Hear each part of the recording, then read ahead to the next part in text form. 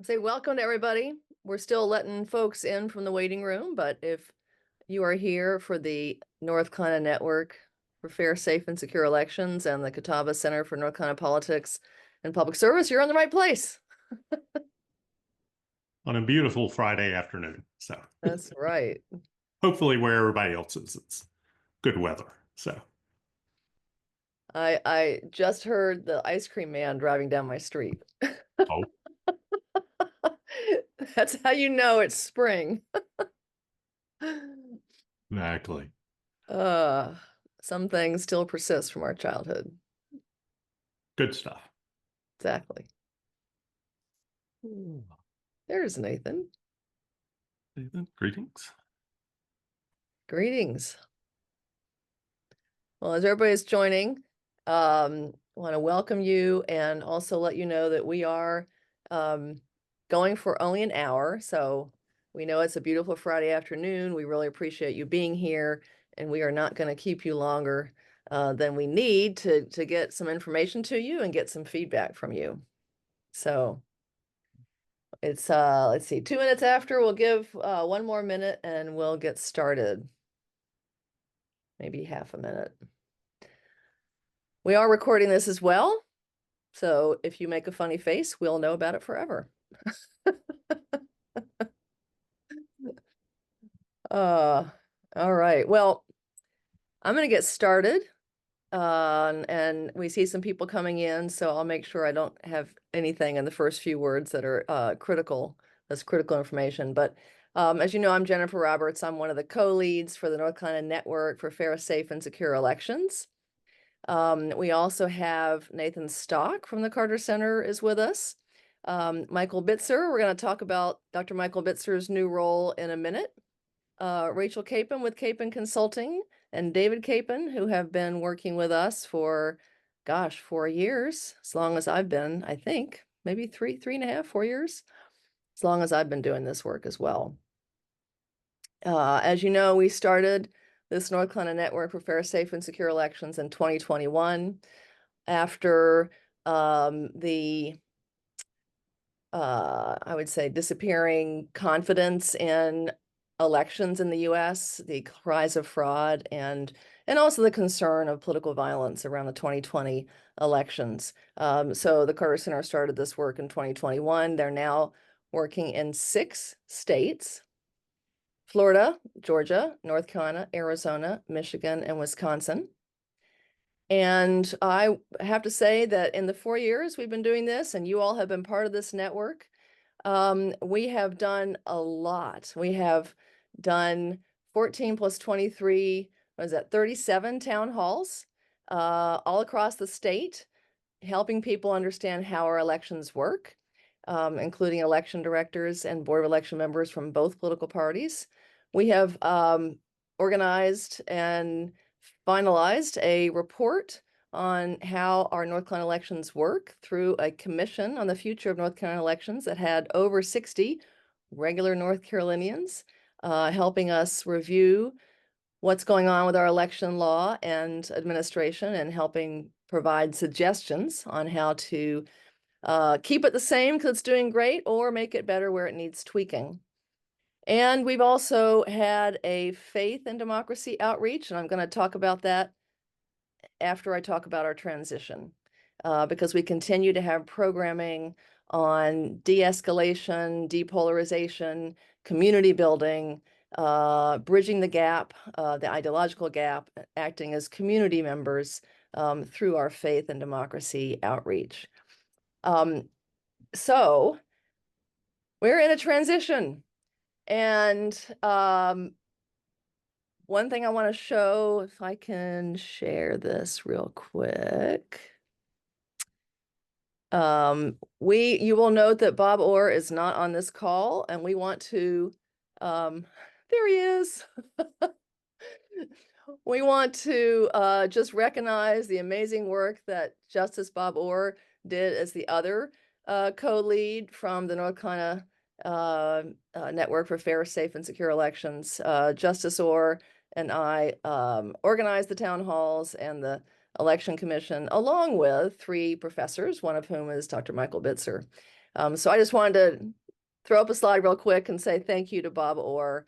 We are still in touch with him, but I'm sure he's playing a lot more golf and enjoying that. And now, back to the in-person Dr. Michael Bitzer. We are transitioning from the Carter Center being our main support to a localized Catawba Center for North Carolina politics and public service being our main support. And Dr. Bitzer is going to talk about the vision for his center and how the work that we've been doing as a network, supporting democracy, fair, safe, and secure elections, how that work is going to go forward. But before I turn it over to Michael, I want to let Nathan Stock say a few words, because Nathan Stock has been my mentor, my guide, my taskmaster from the Carter Center. He's been working in conflict resolution and peace building with the Carter Center for many years, has experience in the Middle East, did an amazing training, which you all can see online back in early March, on why are we polarized, and what we can do about it. And so, Nathan, I'm gonna let you say a few words before we turn it over to Michael Bitzer to talk about going forward.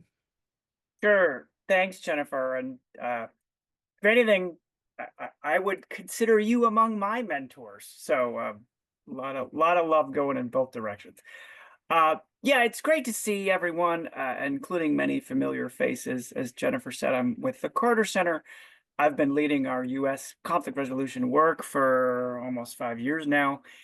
And I have a lot of thoughts and feelings, actually. I mean, in part because Jennifer is one of the very first people that I was connected to on what became this project going back to the fall of 2020. And it's been such a pleasure bringing Jennifer into this work. Jennifer then found Bob. Jennifer and Bob found Michael and all of you, and here we are. I guess the point I would want to make from the side of the Carter Center is we were always looking for ways to help seed this kind of community infrastructure and then hand it off to local partners. We didn't, frankly, have an exact plan for how we would do that, but we were on the hunt for someone just like Dr. Bitzer. And so it has been a really great collaboration for several years now with Catawba College on a number of initiatives.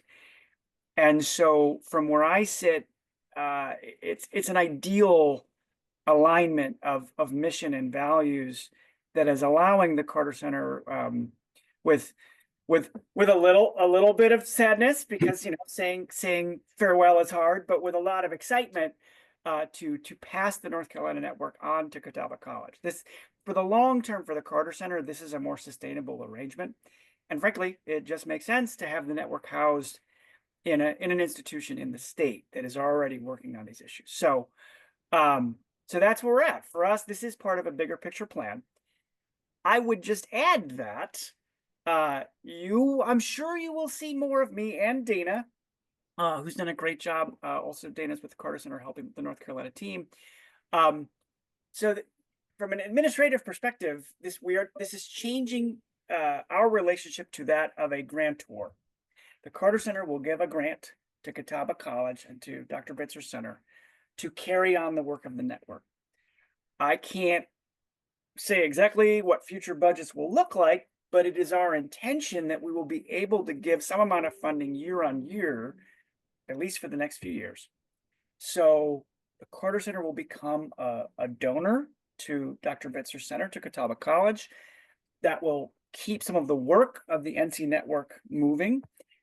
And at the same time, we will bring Catawba College and the Center on Politics and Public Service into this network that the Carter Center has established, including work in other states.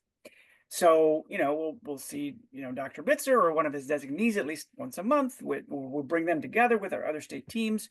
We will bring them together once or twice a year for exchanging learning and ideas in Atlanta. And the Carter Center will still be on deck to deliver training and technical assistance and other things to the network and to the Center for Politics and Public Service. So so we are not going away. We are just changing the relationship a little bit in a way that I think ultimately is more efficient and sustainable. But thank you again. It has been just such a delight working with all of you, very much including Jennifer and Bob. And I will miss seeing them on a weekly basis, but I'm excited for this transition. Thanks. Thanks, Nathan. Absolutely. We'll continue to work with the Carter Center on trainings and their expertise on de-escalations. And Dana just went on camera too. Dana Smiley has been our North Carolina contact for the Carter Center for the North Carolina work, and she'll be continuing to help out as well. So thanks for that, Nathan. And Dr. Bitzer. Oh, and by the way, I will remain an advisor to this work, so you'll still see me on these network calls and on helping plan for the future and more town halls, et cetera. But Dr. Bitzer, it's all yours. Well, thank you, Jennifer, and thank you, Nathan, as well. I want to express my public appreciation and gratitude for everything you all have done, what Dana has done, what Hank has done, everybody at the Carter Center. When I got involved with this network, it was during the 2022 midterms and the start of doing the town halls and the tours. And I was honored to be able to moderate two of the town halls, one in Charlotte, one in Hickory, and saw the real value of what was being done in terms of civic education, civic understanding about the most fundamental process of our democratic republic, and that is running elections. And so I am really excited that this relationship is going to continue on.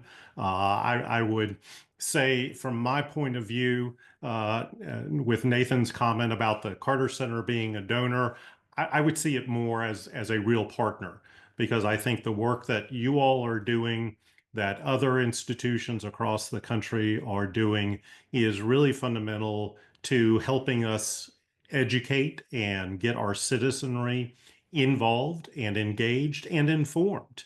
And so I'm especially looking forward to working with colleagues in the other states that are on this network system, Georgia, Florida, Arizona, Michigan, Wisconsin. I think when I attended the most recent gathering in Atlanta, I learned a lot. And it was really fascinating to me to hear what other states are doing, what we could copy and potentially utilize here in North Carolina, and had others come up to me and say, what are you doing? How are you doing these things? And so I think it's a real shared experience, and am very appreciative to the Carter Center for continuing this work and being a partner with Catawba College and the Center for North Carolina Politics and Public Service. For those folks who don't know anything about the new center here at Catawba, let me just give a little bit of background.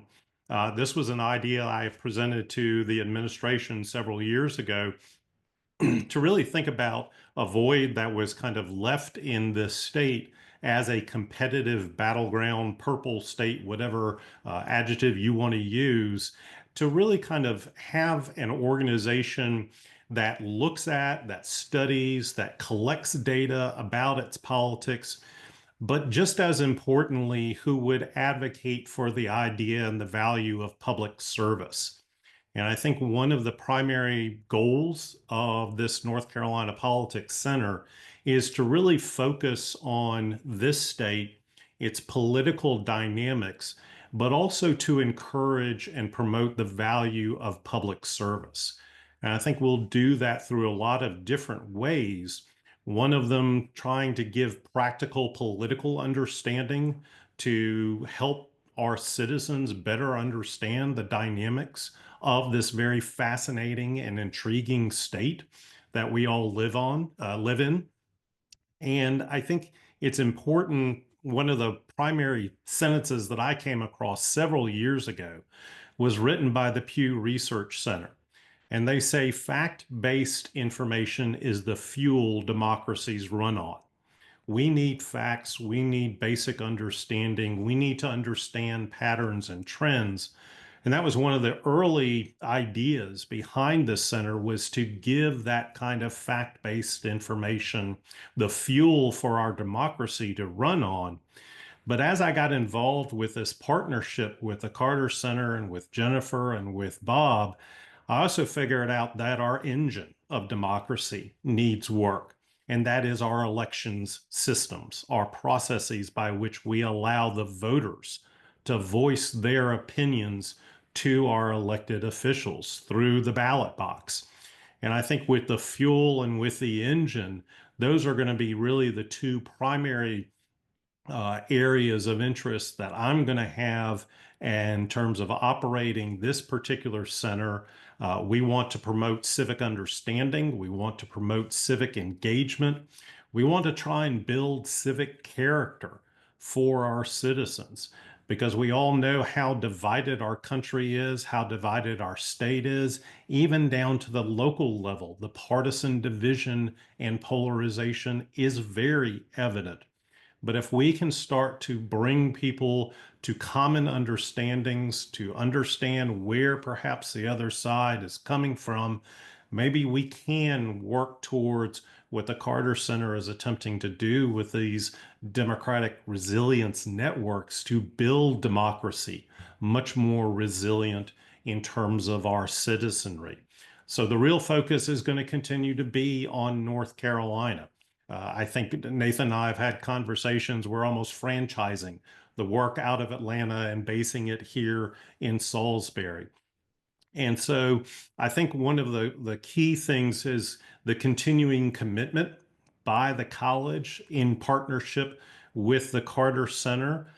We recently had a Board of Trustees meeting here on campus, and the board truly reaffirmed who and what Catawba College is and how we live out our ideal.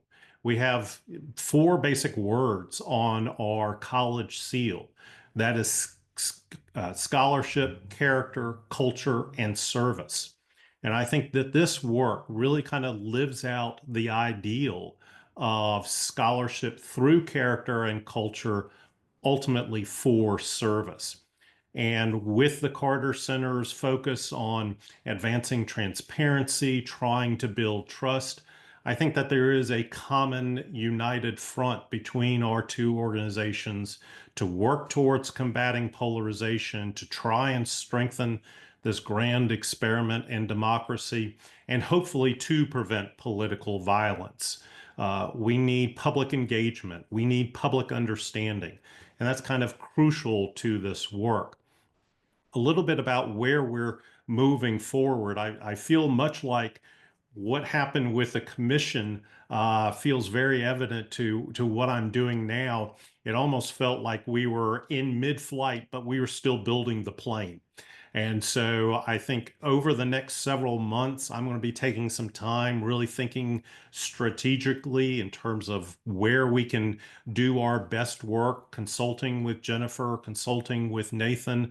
But I also want to hear from everybody on this call and throughout the network. We were talking before this meeting started, and it looks like we're over 1,000 people on this network in this area wanting to do some good work for our state. And so certainly I would encourage you, if you have ideas, if you have concerns, if you have thoughts about how we can address some of these common issues, please do not hesitate to reach out to me.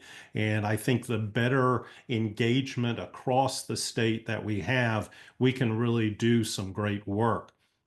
Some of the things that we will be focused on over the next several months is first and foremost publicizing the commission's report. I put into the chat the link to the commission's website that has the nearly 200-page final report. If you ever need something to completely understand 11 different aspects and factors of running an election, that is your document. I think it is something that we all who are on the commission and ultimately within this network need to be very proud of, because this was a true grassroots organized work effort, bridging across partisanship across the state really bringing home some of the core issues, some of the recommendations that we've made, and a lot of work by a lot of people went into it. So we'll be scheduling meetings with legislators. We're looking at trying to start a social media campaign to advertise some of the critical aspects, because elections aren't necessarily every 4 years. They're not every 2 years. They're literally every year. We have municipal elections here in North Carolina. We will have a midterm election next year. So getting the word out about our elections, about the processes, about the checks and balances within our electoral system, I think is going to be a fundamental task kind of moving forward. We've also talked about a pilot project here in Rowan County that Nathan and I are working together on to work towards, if there are issues of political conflict, how can we, tap down, how can we de-escalate, concerns and areas that may blow up into political violence. And we're going to road test some ideas here in Rowan County and then perhaps take it more broadly across the state of North Carolina. For folks that are on the email distribution list, and I'll include into the future everybody on this particular network with communications from the center, we sent out a survey this morning about North Carolina, some approval, disapproval ratings, but some other aspects as well of what public opinion is saying. And I think as we get closer to elections, we will continue to really narrow in and focus on public opinion about North Carolina's elections, because it's important for the state to know what its citizens are thinking about. For the commission, we did 2 separate surveys, found some interesting data. I'd love to continue these surveys into the future to make sure that we're tapping into and looking at things that are most of concern for North Carolinians. And then certainly the potential of guest speakers. We're in a curricular revision process right now at the college, and one of the aspects is civic character and civic engagement, because we want Catawba students to become graduates who are responsible citizens. And so there's a lot to go forward with the center. We want to keep this network alive and call upon into the future, and to hear from you all, to hear what kind of concerns you may be hearing in your communities and what potentially we might be able to do in partnership with the Carter Center, tapping into the network in the other 5 states, to see how we can address some of these common concerns that we're experiencing in our political environment. So with that, it's a very brief overview of what we're planning for into the future, but I am extremely excited to continue this partnership and to see where things go with the North Carolina Politics Center. With that, I'll turn it back over to my colleague, Jennifer, who's got some updates as well, and then we'll open it up to some discussion. Super. And thanks, Michael, that your center is going to really merge well with what we've been doing already. And another thing I put in the chat is something in our faith and democracy outreach, and it really is more depolarization and avoiding political violence, because Gary Mason has been hosting these seminars. We're on the 3rd one coming up, but if you register, you can get, actually, I think the former 2 are already up on the website, the Georgia Faith and Democracy Network, which is where the registration is as well. But these have been tremendous seminars. The last one had former combatants from Northern Ireland talking about the generational trauma that if you let your society devolve into political violence of the scale that they had, with terrorist attacks and bombings and knifings and just terrible violence for 30 years. There are a lot of learnings that we can take away from in the United States. And the last one is going to be April 22nd in person in Charlotte, but also online. So you can join it either way. And I will be on that panel since I traveled to Belfast with 3 other Charlotteans. Gary Mason will be there as well. And we hope to have a really good conversation about how we avoid devolving into that kind of political violence by the outreach and the bridging the gap and the bipartisan gatherings and town halls that we'll continue to have. We're also a partner with the League of Women Voters. They're doing a big civics course in Charlotte. They do in other areas as well. I know some of you are members. I would encourage your engagement in that. It's all about helping people understand what voting is about, what civics, who does what in government, how you can be engaged. The social media that we have been sharing through the North Carolina Network, that will continue. Recently, we have spoken out against political violence against Tesla dealerships, for example. Violence is never the answer. It doesn't get you support for your cause. Plus, it leads to a lot of harm and can possibly lead to escalation. So, this is, again, very bipartisan, really focusing on the principles of democracy. We will continue to present the Election Commission report, and many of you have volunteered to help out as we visit different offices in the General Assembly to present that report. We'll present it to the governor as well at some point. Again, all in the desire to show the bipartisan support for certain aspects of our election system and for certain tweaks to make sure that it has integrity, but also that there is voter access.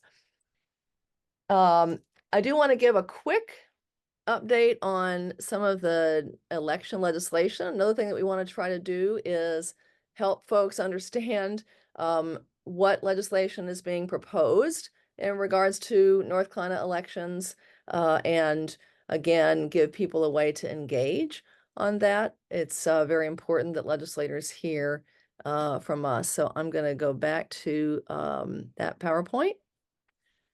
And let's see, here we go. And give a quick update. I do not profess to be the lawyer that Bob Orr is.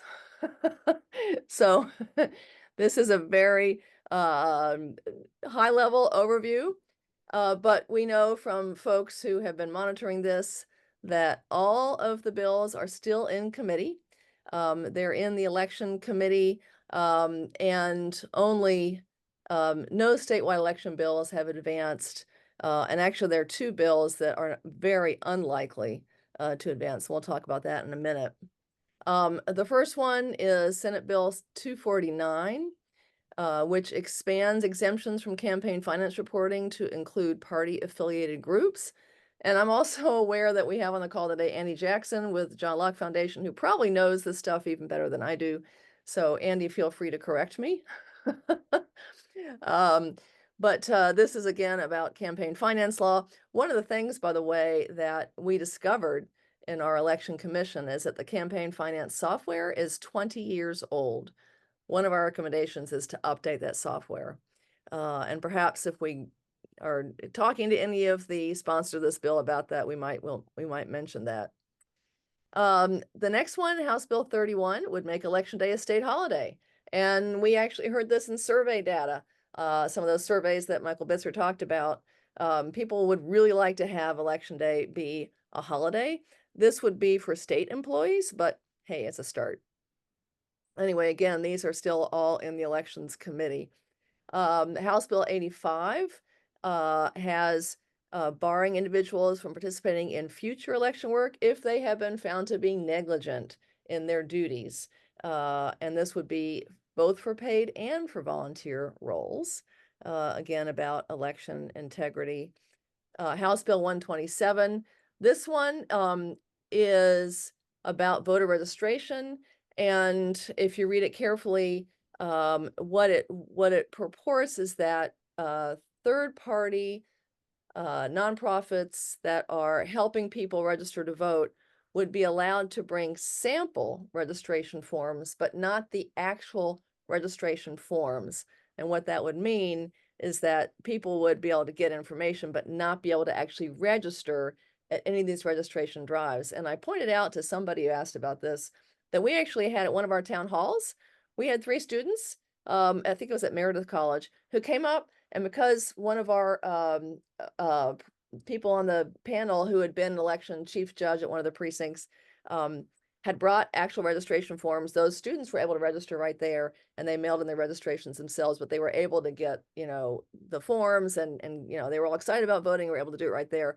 That would have been, if this bill were to pass, that would be illegal going forward. But again, it's still in committee. House Bill 66. We have good information. This one is very unlikely to advance.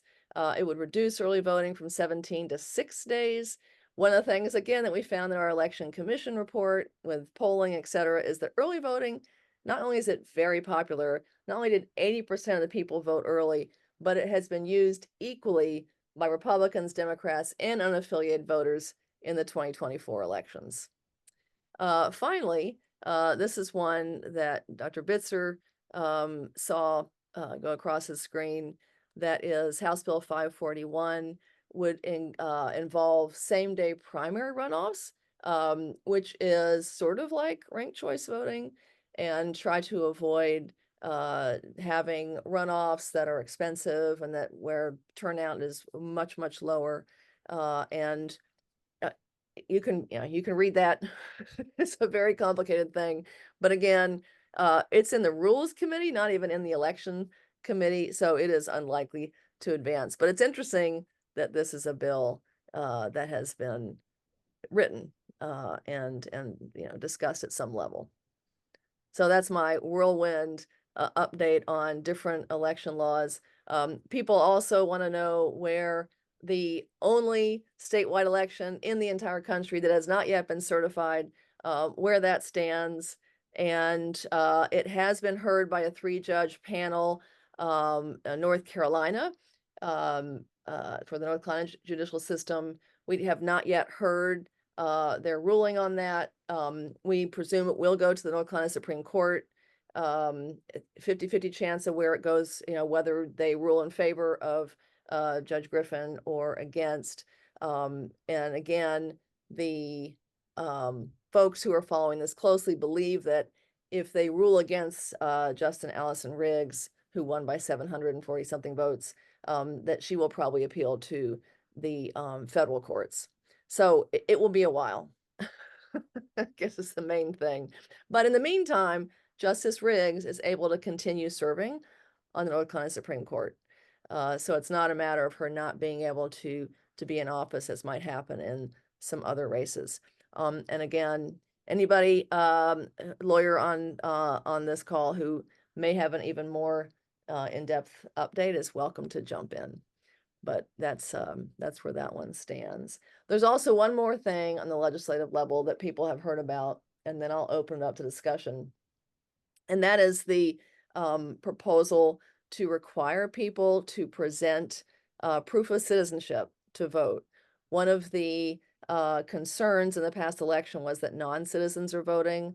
Both conservative and progressive groups that looked into this found that it was a handful. There are cases where non-citizens have voted accidentally, but it's not anywhere near the concern or the numbers that some people have put forward. But there is a federal bill that's been introduced called the SAVE Act, SAVE, that would require people to present a document showing their citizenship when they register to vote. And I believe there is at least one state that has already passed that. I think I saw that come across my email inbox, that there is a state that did it at the state level. And I don't know which documents they are going to accept, but we also know that more than half of Americans don't have a passport, and that probably 20% of Americans have no idea where a paper copy of their birth certificate is or how to get one. I know this because I've had several people ask me in the last couple of weeks. How do I get my copy of my birth certificate? Including our daughter who just got married. So and, we know that, again, it's a hurdle, but that's something that has been introduced. Oh, Arizona. Okay, thank you, Andy. Arizona has just passed that. Okay, well, I think those were all the points that I wanted to cover. One thing I want to emphasize quickly is that we need all of you to help in this mission of depolarizing, of trying to see things from both sides.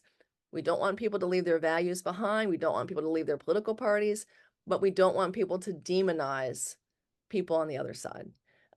We absolutely need to have safe places we can talk together.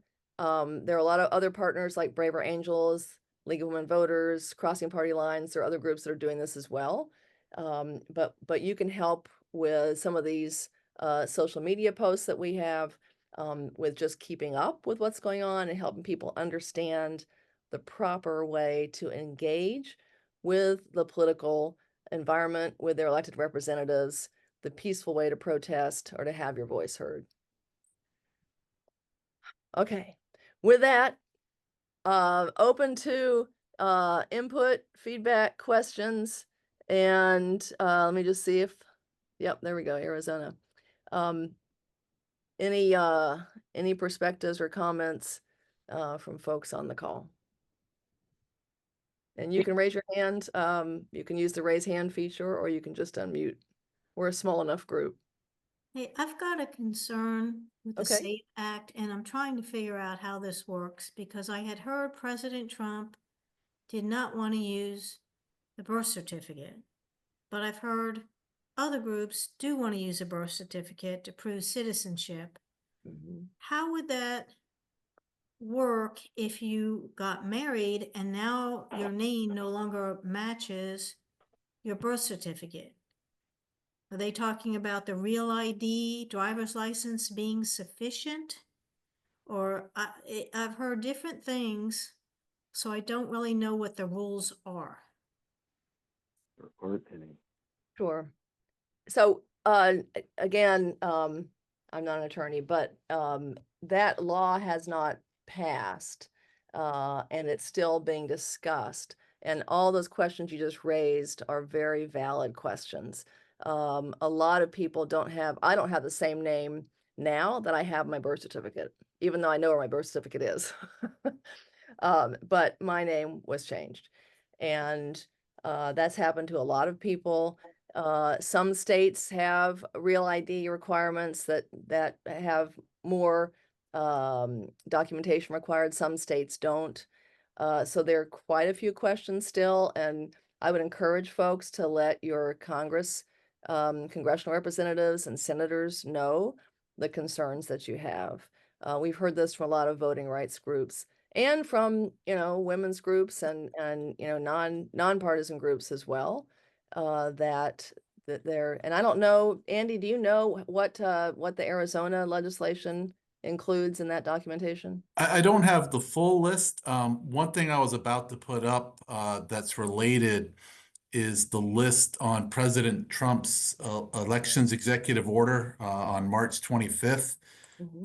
And the list on that one is United States passport, a real ID, military identification if it indicates citizenship, or it says here a valid federal or state issued photo identification if such identification shows that you're a citizen. So actually birth certificate is not one of the things on that list, but the most common available one of those would be the real ID, assuming that you can get that, which requires other documents to get.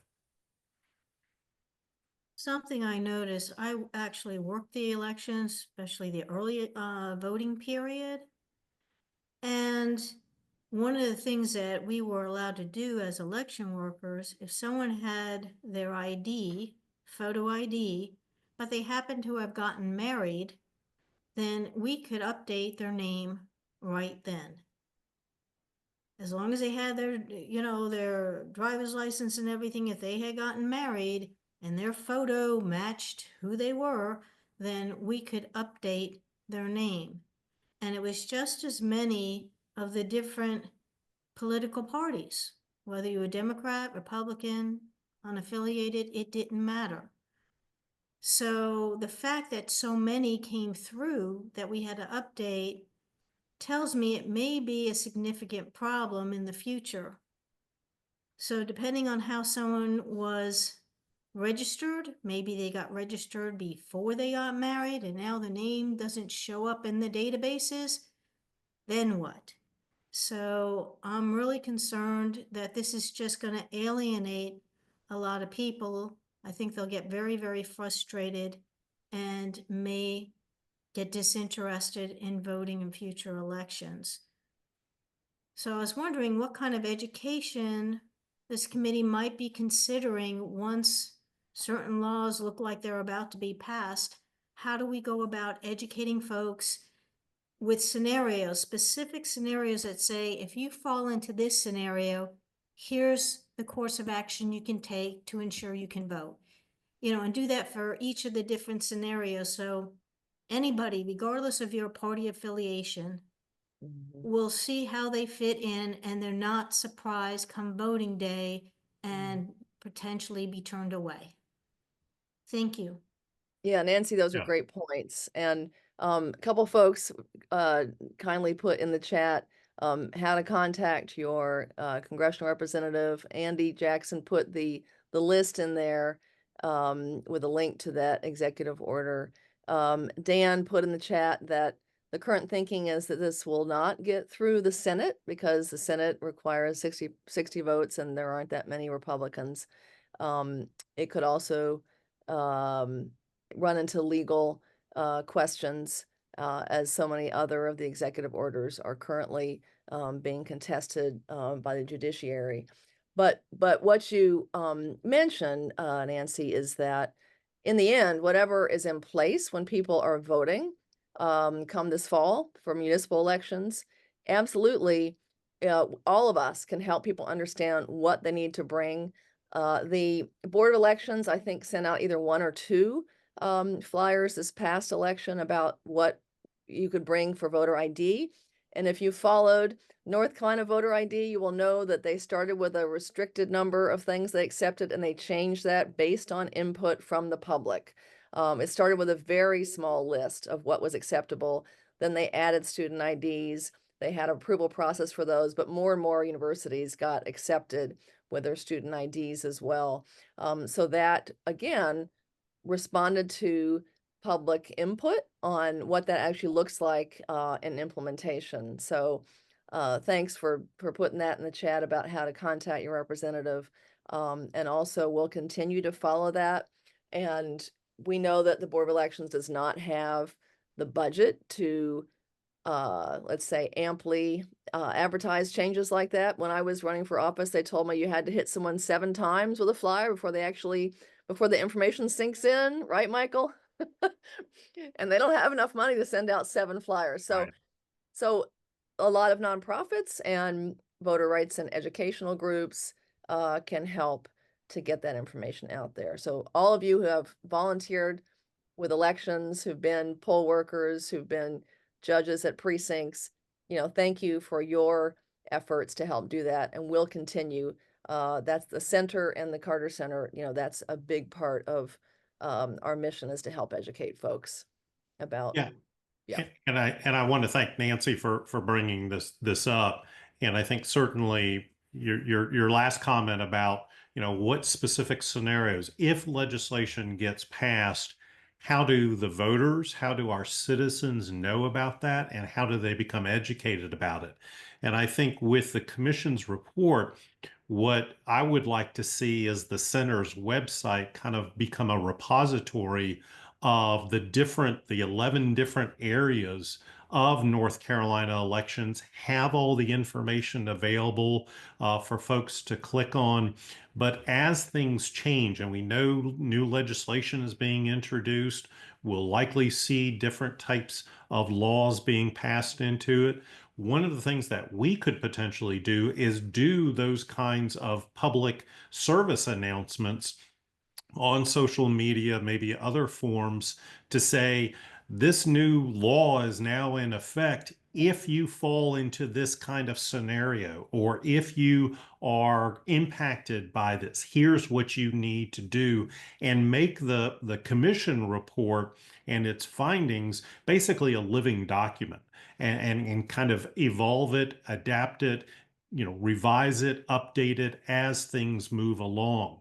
So I've been writing notes here for ideas for it, but I think, doing a social media, announcement campaign on the different aspects once we get through the long session, the short session, what changes there are. Certainly would want to, defer to the State Board of Elections. They are the primary, point for information about North Carolina elections and voting requirements. But we can help to spread that word about, through the center, through its activities, and through the resources that we've been given to and be able to promote for its efforts. And speaking of the State Board of Elections, there may be a lot of changes this summer based on based on things moving over to the state auditor, and we will try to keep up with that as well. And Michael will have that in that monthly newsletter, as we may see entirely new boards of election. We may see some people carry over. This happens between different administrations in any event. But we will certainly do what we can to keep people updated on that. And that will be interesting. We have town halls. We'll have new election directors possibly. Let's see. Jake has his hand raised. Yes, I do. Thank you. I'm here in Buncombe County, and I actually serve on the elections board here. And one thing I have learned is that with all the legislative changes, whether they are at the federal or state level, or judicially mandated changes, I have learned to wait until the North Carolina State Board of Elections issues what is called a numbered memo that describes the manner in which these changes are supposed to be implemented within the North Carolina electoral environment. And if I responded to every executive order or newspaper article, I would have a broken neck from whiplash. I encourage everybody to wait for guidance from the North Carolina State Board and to use that guidance to inform members of the community about what the changes actually are, as opposed to what they might hypothetically be. There's a lot of confusion with all this discussion out there. And one of the things I try to do is get people, hey, slow down, slow down. We don't have, people are talking about changes, but we don't have them yet. So continue to pay attention, but don't get excited. That's hard to do with all the change going on in this environment. People do get excited, but I just encourage everybody, wait for the state board's guidance. Thank you. Off the soapbox. No, thank you, Thanks, Jake. Jake. Yeah. I'm actually on the State Board of Elections email distribution, so I get those numbered memos. So very much. Very handy. Yep. No, I was going to say thank you, Jake, for being on several of our town hall panels and showing that the Democrats and Republicans, by and large, agree on almost everything in terms of administration of elections. And They sure do in Buncombe. Yep. We got a unified board. I'm very proud of it. Yep. And we appreciate that. It increases the trust for sure. So Other questions?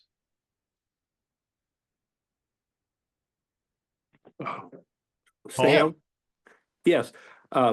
One thing on the citizenship thing that complicates things in North Carolina, unless things have changed, you can, by common law, you can just change your own name without filing anything, as long as it's not done for a fraudulent purpose. So that's a complication. Second thing, I didn't hear about this.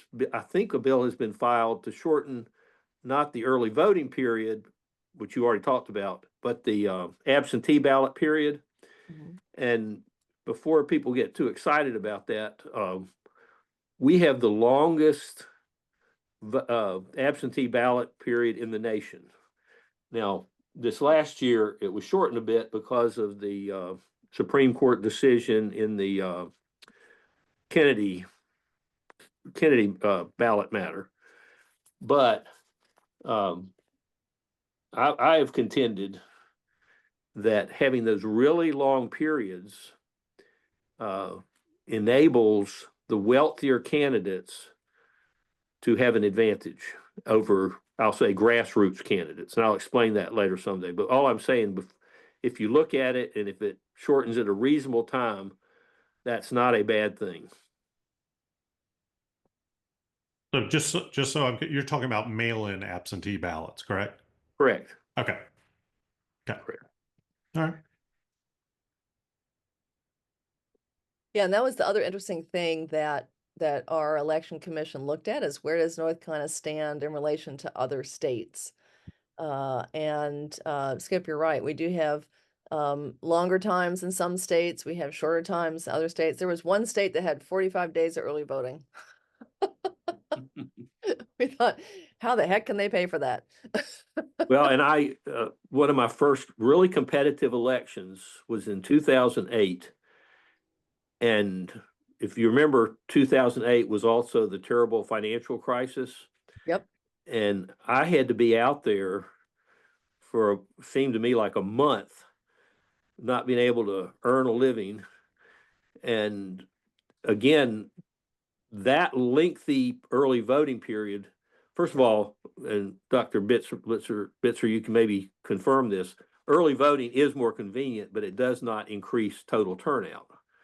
But what it does is allows the people with lots of money to then, after the registration books have already closed, the 30-day thing, to go out and find people by telephone, canvassers, whatever, and then get them to the polls at the early voting period.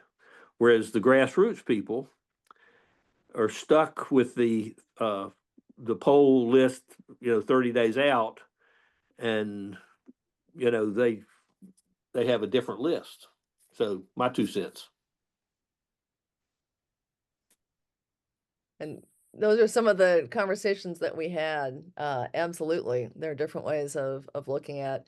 I know one person in one of the conversations I had in the election commission was, why do you want a shorter time frame for early voting? He said, well, it's just less time for people to fool around. But one of the ideas of canceling early voting on Sundays. Yeah. That one I wonder about because so many churches have these get out the votes, and usually right after church is over, then a lot of them will walk to their local early voting polling place. So the idea, and a lot of those churches tend to be minority churches. Mhm. So saying that you're not going to allow Sunday voting really makes it difficult for some of those congregations to be able to vote, especially if they work 6 days a week. Then it's a challenge. So I don't understand the limitations other than it sounds like it's a way to restrict voting from a certain demographic.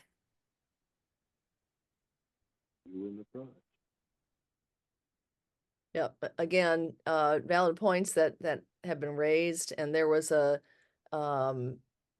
State Board of Elections had a whole public comment period about early voting because there were a few counties that did not get unanimous agreement on which dates to use and whether to have a Sunday day of voting.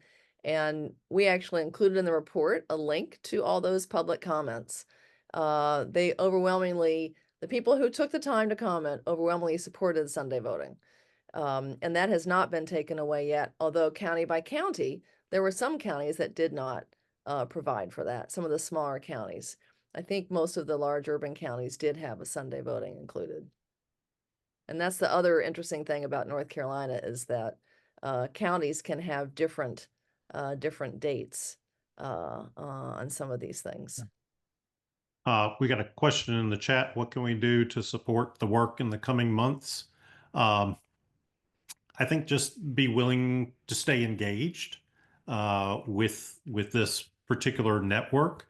I'm hoping to continue the process of updating folks. It may be once a month as kind of a newsletter of what's going on with the center, with this network, with potentially including updates on prospective legislation, what the North Carolina State Board of Elections is looking for in terms of public comment on different policies that they're having under consideration.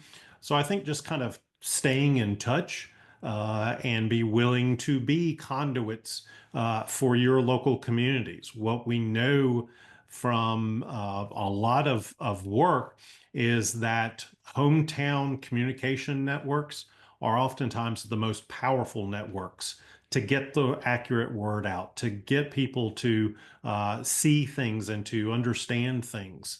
So from my point of view, I want to keep you all engaged. I want to keep you as a resource. I mean, to have 1,000 North Carolinians across the state is going to be invaluable moving forward to address some of the concerns, some of the activities that we'll be promoting through the center here at Catawba.